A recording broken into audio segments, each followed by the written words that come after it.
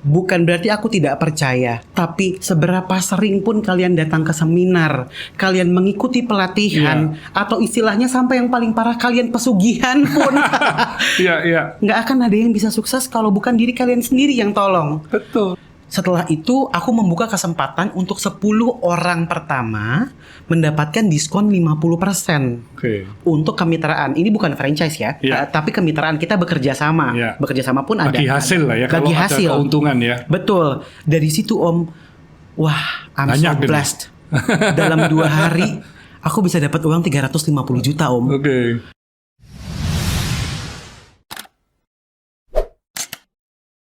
Semangat pagi Sobat Sukses. Pada hari yang very special ini saya kedatangan tamu ya. Masih muda sekali, usianya masih 26 tahun, tapi prestasinya sungguh sangat luar biasa. Siapakah dia? Dia adalah Evan Jordi Onsu. Wah, ini senang sekali bisa datang ke Surabaya ya. Terus saya ajak podcast juga langsung oke. Ini nggak pernah disiapin ini ya. Nggak pernah disiapin. Jujur senang banget guys bisa ketemu sama Om, bisa tukar pikiran karena di generasi muda ini pasti banyak banget yang harus aku pelajarin Om, apalagi di dunia bisnis. Terus ini kalau misalkan bisa sampai di podcast ya karena memang ada banyak pertanyaan juga yang akan aku tanya ke Om. Bagaimana caranya puluhan tahun Om, anak-anak muda ini butuh pencerahan dari Om pasti. Iya benar. Sobat Sukses kali ini juga bisa belajar banyak dari Mas Jordi ini karena so far ini saya kan banyak podcast dengan pengusaha-pengusaha yang sudah senior ya. Tentunya juga harus dikombinasi dengan yang masih muda, tapi sudah sukses. Nah, ini kuncinya apa? Nah, ini yang mesti juga cerita kan ya. Jadi banyak sekali kalau anak-anak muda yang di DM atau apa itu selalu ngomongnya ya klasik lah ya, nggak punya modal, dari keluarga yang bukan pengusaha, gimana caranya bisa sukses. Nah gini-gini kan harus dipatahkan karena segala sesuatu itu bisa asalkan ada kemauan yang kuat dari diri sendiri ya. Setuju banget. Buat aku musuh terbesar adalah diri kita sendiri sebenarnya Om. Karena apa? Ini aku selalu punya pendapat. Bukan berarti aku tidak percaya, tapi seberapa sering pun kalian datang ke seminar, kalian mengikuti pelatihan, atau istilahnya sampai yang paling parah kalian pesugihan pun, nggak akan ada yang bisa sukses kalau bukan diri kalian sendiri yang tolong. Banyak anak-anak muda yang bergantung sama apa yang diajarkan dari seminar, dari sebuah festival di mana isinya para pengusaha. Kalau semua pengusaha kasih tahu trik utamanya bagaimana caranya sukses, ya nggak ada orang yang susah di dunia ini ya Om. Semuanya sukses. Jadi semua balik lagi. Buat aku seminar itu penting, pembelajaran dari buku digital, apalagi bisa berbicara sama orang sukses kayak Om. Bagaimana pribadi kita bisa menyerap apa yang baik dan bisa kita terapkan di diri kita, dan bagaimana cara membuat itu menjadi kenyataan. Kayak gitu. Dan banyak teman-teman aku yang selalu bilang masalahnya cuma satu. Diri mereka sendiri. Mereka akan cari alasan kenapa mereka tidak bisa memulai sesuatu yang baru.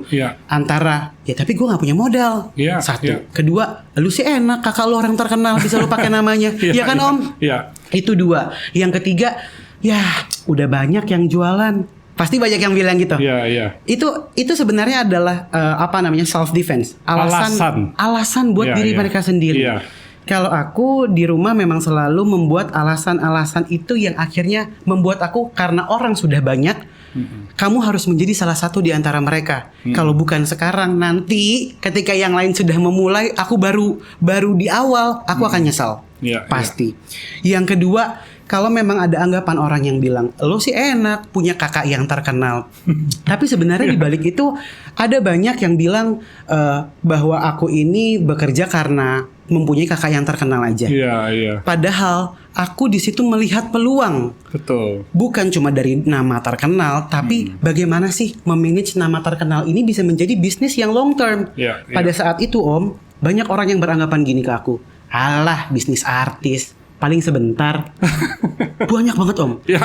Aku yang kayak Di dalam hati tuh kadang-kadang orang kita sendiri tertantang ya.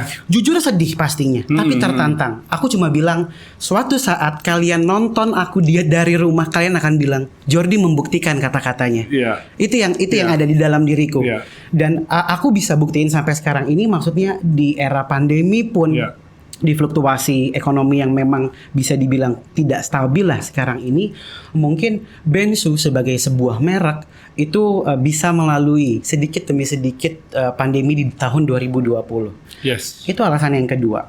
Alasan yang pertama, tadi banyak orang yang mengikuti seminar, dia bilang, gue udah ikutin caranya, gue udah mengikuti semua anjuran dari buku atau pembicara A, pembicara B. Buat aku Om, tidak semua yang diajarkan itu bisa cocok sama diri kita sendiri. Betul sekali. Bener kan Om? Bener sekali. Jadi kayak, iya belum tentu kalian bisnisnya makanan, tapi kalian datang ke seminarnya fintech. Iya kan belum tentu bisa. Betul. Iya kan, apalagi kalau kita baru memulai. Itu yang aku bilang, buat aku senang banget belajar dari manapun. Termasuk berbicara dan ngobrol sama orang-orang yang lebih dahulu sukses daripada aku. Aku selalu nanya, kayak Om nih, Om gimana caranya 20 tahun Om itu fokus banget di Chat Avian. Tadi Om baru aja cerita 20 tahun Om tuh tidak tergiur. Dimana di 20 tahun itu kan pasti ada banyak tawaran F&B atau mungkin banyak lah bisnis lainnya. Tapi bagaimana caranya bisa fokus dan akhirnya 20 tahun Om bergelut di bisnis chat itu Om? Karena Avian itu dimulai dari home industry, cuman 18 karyawan, tapi mempunyai mimpi yang sangat besar. Bagaimana bisa menjadi pabrik cat yang terbesar di Indonesia. Padahal itu semua yang nomor 1, 2, 3, 4 itu perusahaan-perusahaan multinasional, perusahaan-perusahaan yang sudah raksasa, yang sudah besar, yang sudah demikian efisien. Itu kan butuh benar-benar kita ini fokus dan bagaimana kita bisa tetap bertumbuh lebih besar dari mereka.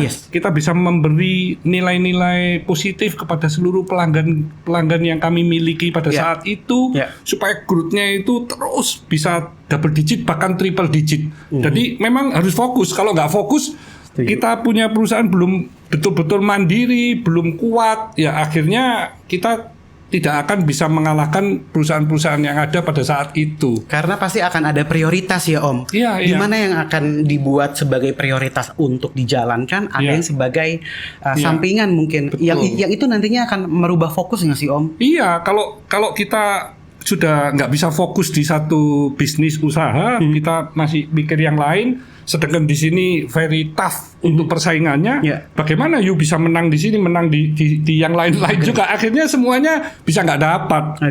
Kecuali kalau memang perusahaan yang sudah kita rintis dan sudah membesar dan akhirnya mandiri dan bisa menjadi nomor 1, terus dikelola secara profesional oleh tim yang hebat. Nah itu sudah bisa mulai ditinggal karena kita mungkin perlu hanya diskusi strategik, bagaimana visi untuk 5 tahun ke depan. Jadi lebih tidak menyita waktu. Nah itu sudah mulai bisa beralih atau mau diversifikasi ke usaha-usaha yang lain. Tapi tentunya 20 tahun itu harus benar-benar fokus ya. Om, aku boleh nanya lagi ya? Boleh. Ini jadi terbalik ini. tapi serius, memang pengen banyak banget pembelajaran dan banyak teman-teman di rumah yang pasti pengen nanya nih ke Om. Kalau kita tadi bilang fokus mengenai bisnis itu kan banyak teman-temanku di usia muda juga yang akhirnya sekarang ini mencoba itu berarti kita harus fokus dalam satu lini bisnis F&B aja. Atau kalau misalkan ternyata di F&B, boleh nggak Om kita jualan makanan, kita jualan kopi, kita jual minuman? Oke. Jadi tadi saya juga ini jawab Mas Jordi punya omongan yang awal tadi. Kalau artis itu kemungkinan suksesnya itu sangat kecil ya.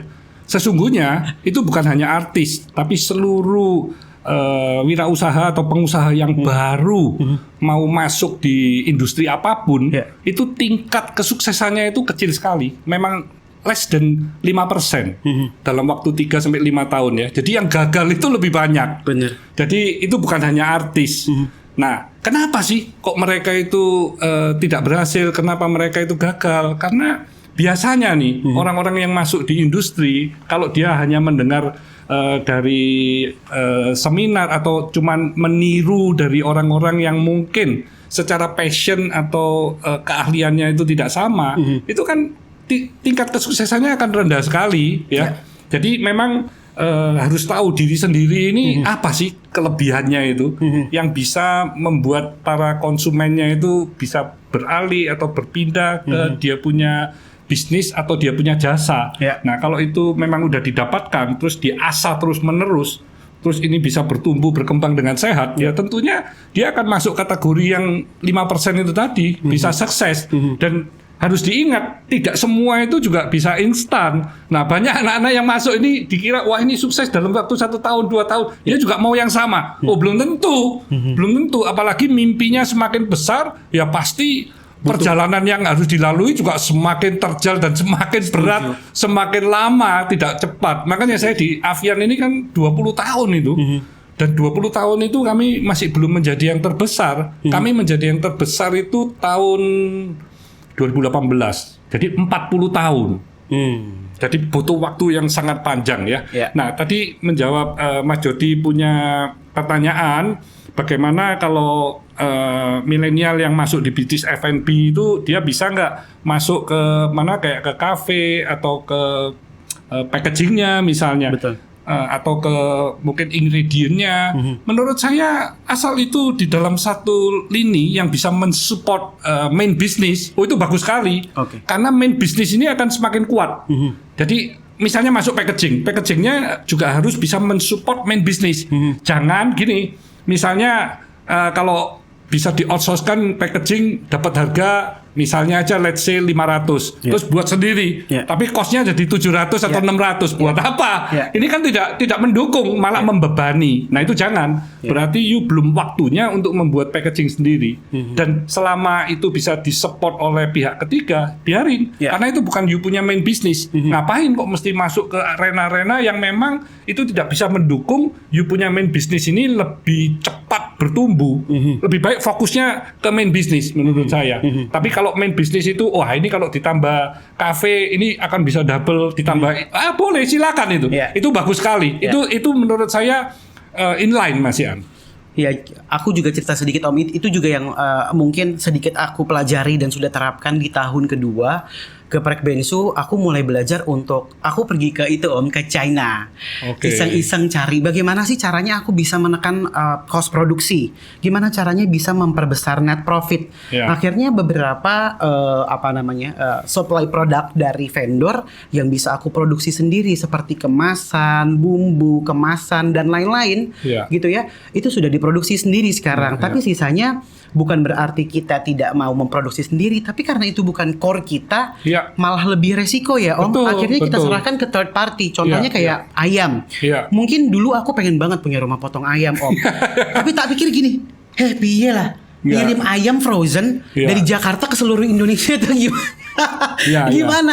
Akhirnya kita bekerja sama dengan beberapa rumah potong ayam. Itu lebih baik. Lebih baik. Maksudnya gini, kalau misalnya Mas Jody punya modal, let's say misalnya itu bisa membuka outlet 5 gitu ya. Tapi karena you punya mau investasi tempat potong ayam, you jadi cuma bukanya 2 gitu misalnya. Yang 3 modalnya untuk potong ayam kan tambah rugi. Sayang karena you punya main bisnis ini tadi kan dijual ayamnya kan? Bukan potong ayamnya. Nah, itu jadi jangan sampai diversifikasi tapi merugikan main bisnis itu tadi salah satu yang saya maksud. Jadi kalau selama yang pihak ketiga yang mensupport ini oke ya, maksudnya benar-benar dia bisa bersama-sama mengembangkan mensupport you punya main bisnis. Ya kita nggak usah mikirin yang hal-hal yang begitu. Lebih baik mikirin gimana gedein main bisnis itu tadi. Kembali ya Mas Jody, saya belum tanya tadi. Mas Jody ini memulai bisnis itu waktu usia berapa itu? Aku itu mulai usaha aku masih tanya dulu nih, apa sih kata bisnis Om sebenarnya? Kalau usahaku sendiri, sebenarnya aku mulai itu dari umur 20-an. Jadi sebelum geprek Bensu, aku itu sudah usaha makanan namanya Besar Food. Itu bekerja sama dengan orang lain juga gitu. Nah, tapi kalau belajar berhitung, belajar jualan itu dari aku kecil Om. Dulu aku tuh jualan jus di rumah sama mama. Jadi sama mama diajarin sharing profit. dulu sama.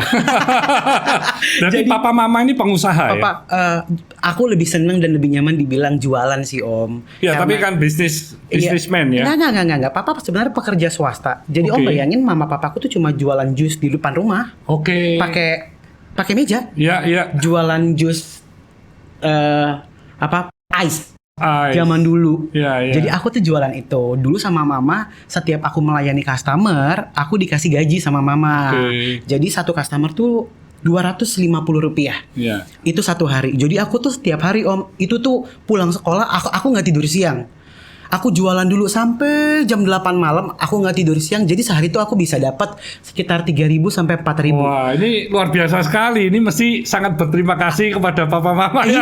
Pasti. You secara nggak langsung, you sudah mulai dikasih entrepreneurship itu. Benar. Dan aku ingat banget dulu lagi aku pernah pengen sekali Om. Aku pengen sekali nonton sirkus. Anak-anak pengen nonton hewan-hewan. Ya. Mamaku bilang gini, Mama nggak akan bayarin Ade. Aku dipanggilnya Ade karena bontot. Mama nggak akan bayarin Ade nonton sirkus. Tapi Ade pengen. Gini caranya.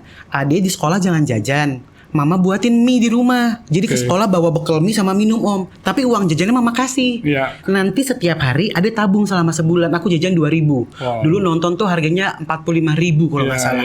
Aku nabung selama sebulan, kata Mama. Nah, enak kan sekarang Ade bisa nonton dari hasil jerih payah sendiri. Itu 2 minggu sebelum mamaku meninggal. Jadi itu luar biasa. Itu yang aku simpen banget di dalam kepalaku. Gimana caranya kita bisa sebelum kita bisa membantu orang lain, at least jangan menyusahkan orang lain dulu. Betul. Kita harus bisa menghidupi diri kita sendiri tanpa membebani orang lain. Kalau sudah punya lebih, barulah kita akan bantu semampunya sebisanya. Kayak gitu. Aku juga pengen nanya lagi Om, boleh ya? Boleh. Om sebelum jualan, maksud sebelum bisnis Chat Avian ini, Om ada coba bisnis lain nggak? Karena pasti banyak banget teman-teman di luar sana yang bilang dan selalu beranggapan, enak. Begitu jualan juga langsung profit, enak aja. Enggak lah, orang kan pasti ada masanya untuk memulai. Nah, buat Om dulu sebelum ada di Avian, Om pernah ada bisnis lain atau enggak? Bisnis apotek. Jadi saya di apotek, tapi apotek itu apotek yang satu hari itu cuma dapat satu pelanggan, satu resep. Itu kadang-kadang juga obatnya expired, obatnya nggak ada. Karena jadi, satu hari yang datang cuma satu ya Om? Satu. Nah itu saya sebagai pimpinan di sana harus putar otak gimana nih apoteknya supaya bisa menjadi nomor 1 di Kota Malang. Jadi saya benchmark, saya ke apotek-apotek yang lain, saya bawa resep, saya cek harga mereka, keuntungannya berapa, ngelayani pelanggan-pelanggan itu berapa lama, saya tungguin. Jadi semuanya saya catat. Akhirnya waktu kembali ke apotek, saya membuat suatu strategi. Gimana nih, saya kalah di harga. Apa yang mesti saya lakukan? Saya minta modal ke Papa. Pak, saya mau minta modal untuk apa? Semua pembelian obat saya pakai cash. Karena waktu tahun 76, itu cash itu bisa dapat diskon 20, 15. Itu semua saya kasih ke pembeli. Sehingga dengan profit yang sama, saya punya harga apotek paling murah. Terus yang kedua, obatnya nggak lengkap. Saya telepon beberapa apotek yang mau kerjasama. Saya minta special price. Mereka ada yang mau kasih. Oke, itu yang pertama. Terus yang kedua, supaya tidak lama, saya kasih antar jemput gratis. Jadi saya cuma tinggal beli sepeda motor bekas, ngambil resep gratis, nanti obat selesai kirim gratis. Jadi kalau ada orang yang beli obat pun, wah obatnya nggak ada, nggak usah tunggu, nanti kami kirim gratis. Nah dia kan tinggal pulang, kan senang gitu ya. Nah apoteknya itu semakin lama semakin ramai. Terus kalau obat-obat yang OTC itu obat bebas. Itu biasanya tahun 76-80 itu konotasi apotek itu mahal. Kalau toko obat itu murah. Tapi mereka banyak yang nggak percaya, toko obat banyak yang palsu gitu. Betul. Jadi akhirnya saya punya strategi, saya ke toko obat, saya liatin harga mereka jual, yang OTC khusus yang bukan resep, semua harga apotek saya harga toko obat. Jadi mereka kalau nunggu obatnya belum datang, dia ngeliatin harga, ini murah-murah, ini kok murah sekali gitu apotek ini kan. Padahal kalau harga resepnya ya saya punya keuntungan jauh lebih tinggi daripada yang OTC kan. Betul. Jadi ya apotek itu ramai sekali dalam waktu tidak lebih dari tidak sampai setahun lah ya. Nah di situ setelah saya di apotek kurang lebih 6 tahun, papa saya waktu di Chat itu juga ingin berkembang lebih cepat, saya diminta, udah kamu ke Avian aja. Jadi akhirnya saya di Avian. Oke. Ya. Nah, Nah ini saya mesti yang tanya coba Jordi, jangan you yang tanya saya terus dong. karena pasti nih bukan cuma aku, tapi teman-teman di rumah tuh punya banyak pertanyaan. Karena aku tuh kan juga nonton podcast Om kan. Ya, saya ada cerita sih tentang masa kecil saya ada cerita Iya, di jadi YouTube saya. banyak banget pertanyaan-pertanyaan yang memang mereka lihat bagaimana sih, terus banyak banget anggapan-anggapan yang harus diluruskan kan akhirnya kan, karena balik lagi aku bilang ke teman-teman di rumah, apa yang harus kita jalankan sekarang adalah menjadi top of mind. Ya. Banyak juga orang yang selalu sekarang ini memulai bisnis. Tadi aku juga sempat dengar dari Om, kita harus melihat potensi dari diri kita ya Om. Ya. Ketika itu sudah kita lihat potensi yang sudah kena, wah ini kita akan jadikan sebagai core bisnis kita, di mana core bisnis ini akan dibantu dan disupport dengan yang lainnya, selagi itu menguntungkan untuk core bisnisnya. Nah teman-teman di rumah itu kadang-kadang sekarang ini banyak sekali yang memulai bisnis berdasarkan mengikuti apa yang lagi tren. Itu yang sebenarnya akhirnya membuat persentase mereka untuk menjadi sukses akan semakin kecil karena mereka menduplikasi orang yang sudah sukses terlebih dahulu, bukan mencari sesuatu yang baru yang akhirnya timbul dari dalam diri mereka. Mereka cuma ngelihat enak ya jualan kopi, ikut jualan kopi. Padahal mungkin mereka pintarnya jualan capcay, jualan Chinese food gitu. Nah itu yang mungkin sekarang ini lagi banyak di luar sana. Yang benar-benar bisa sukses itu kan cuma berapa persen, kan kecil sekali ya. Jadi memang kenapa dia sukses karena dia adalah pioner di bidang itu. Kalau cuma follower aja, terus juga nggak punya diferensiasi yang jelas, wah ya susah dong mau bisa mengalahkan kan ya.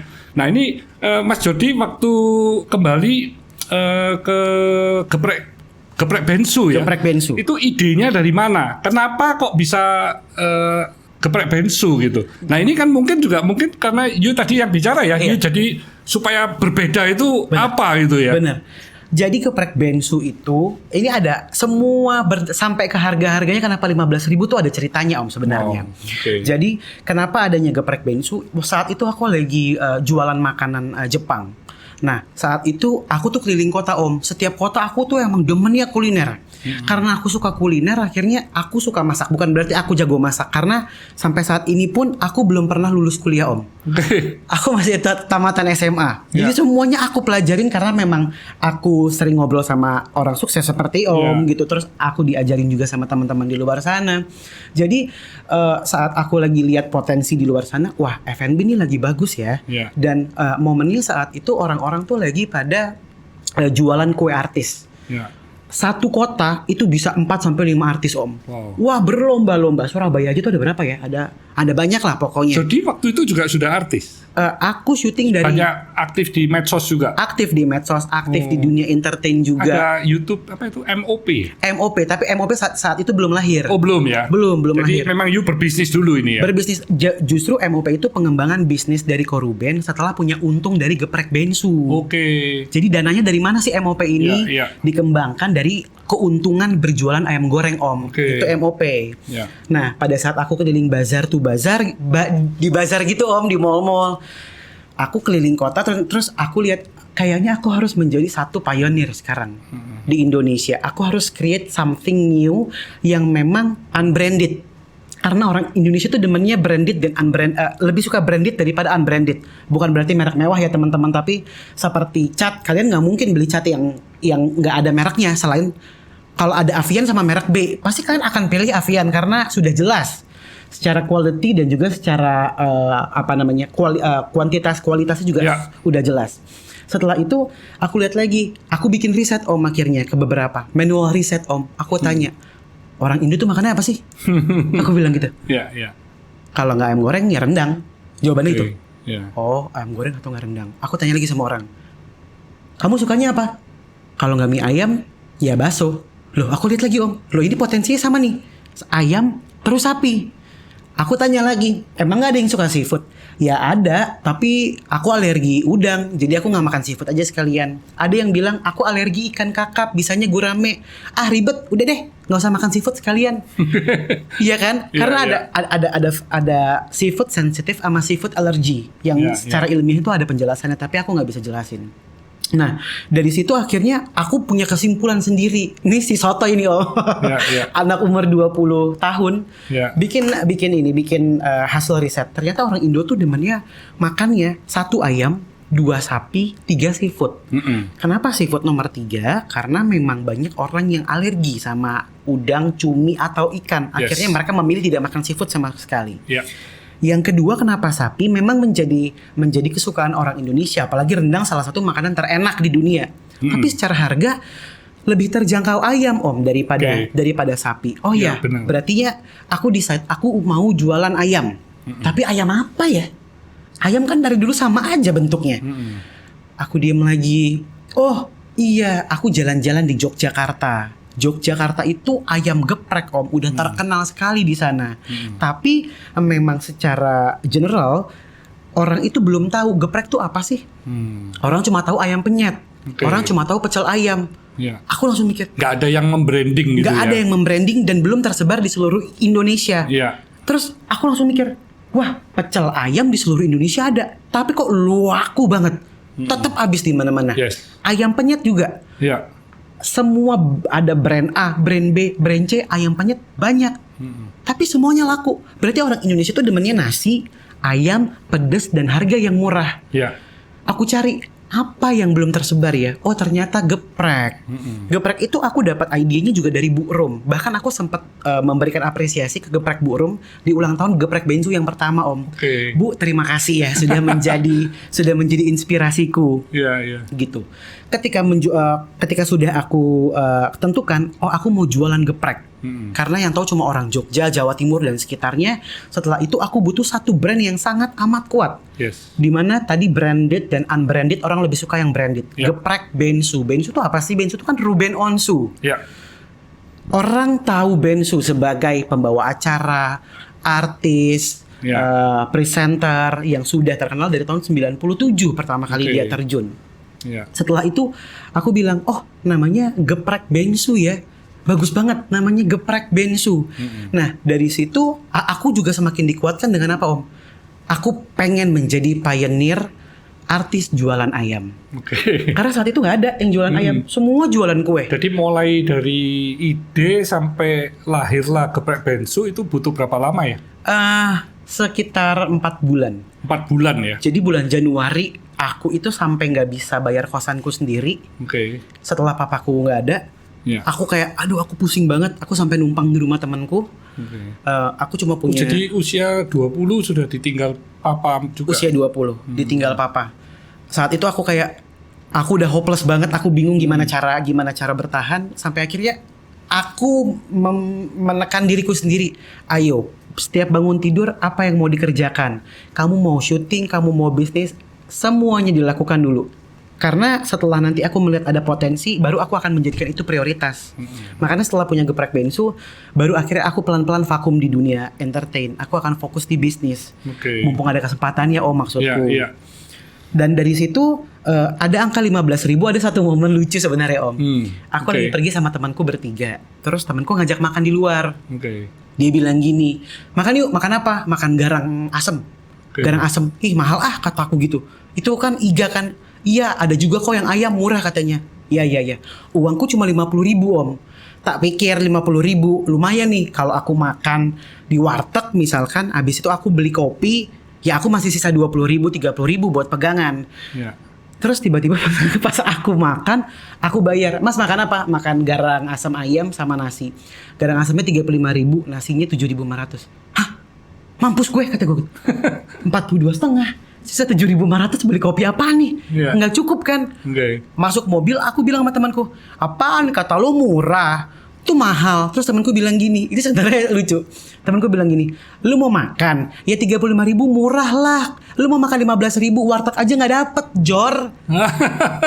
Aku sampai diginin, halo bangun Jordi. Ini udah tahun 2000-an, nggak ada orang makan 15.000. Dari situ Om, aku tuh kayak sedih banget. Terus aku kayak tertantang juga. Demi Tuhan ya Za, temanku namanya Riza. Demi Tuhan ya Za, gue sumpah gue bakal bikin makanan enak dengan harga 15.000. Wow. Itu tapi temanku tahu sekarang. Aku bilang, man thanks banget gara-gara lo jadi geprek Bensu harga 15.000. Pulangnya aku sampai Sampai kayak pengen nangis Om. Wah iya sih. Kayaknya sampai sempat mikir gini, kayaknya bukan makanan yang mahal deh, kayaknya gue yang miskin banget kayaknya. Kayaknya. Iya. Tapi itulah akhirnya harganya geprek bensu itu 15.000. Oke, Sobat Sukses. Ini luar biasa sekali ya. Mas Jordi ini masa kecil memang sudah ditrain, dididik dengan orang tua. Secara nggak sadar dia sudah menjadi entrepreneur yang menurut saya dari usia masih kecil ya.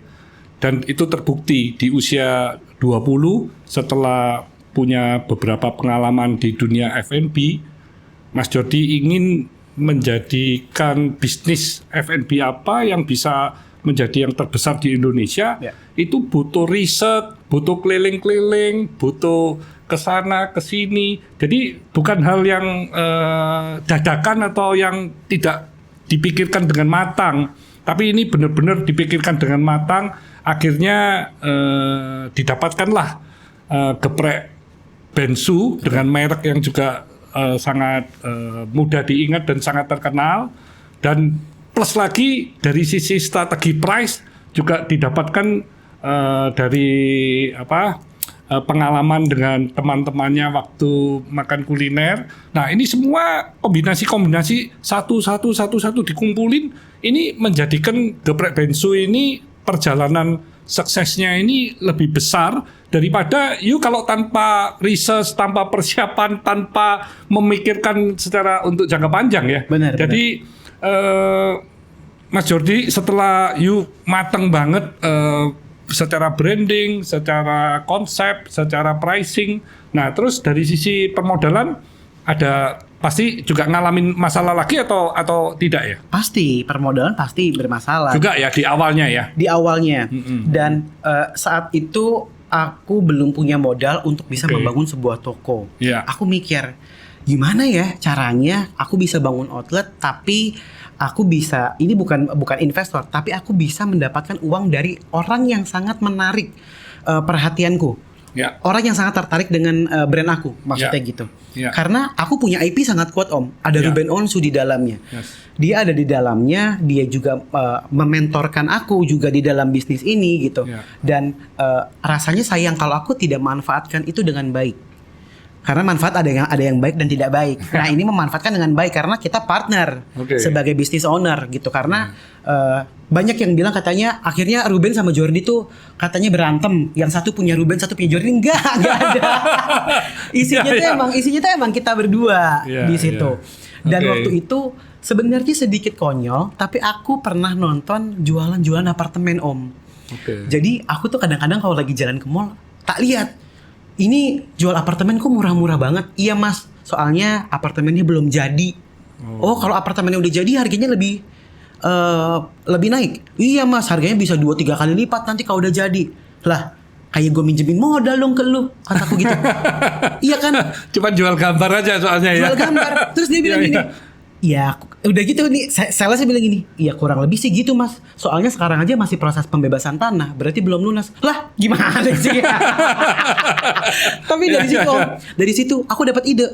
Kenapa nggak aku bikin kayak gitu juga? Jadi saat itu karena Koruben sangat terkenal dengan puluhan juta followersnya, aku gunakan itu sebagai media promosi pastinya. Di situ aku minta Koruben untuk posting logo yang aku ciptakan. Setelah itu aku membuka kesempatan untuk 10 orang pertama mendapatkan diskon 50% untuk kemitraan. Ini bukan franchise ya, tapi kemitraan kita bekerja sama. Bekerja sama pun ada. Bagi hasil lah ya, bagi kalau hasil. Ada keuntungan ya. Betul. Dari situ Om, wah I'm so blessed. Dalam 2 hari aku bisa dapat uang 350 juta Om. Dari situlah akhirnya bisnisnya berjalan.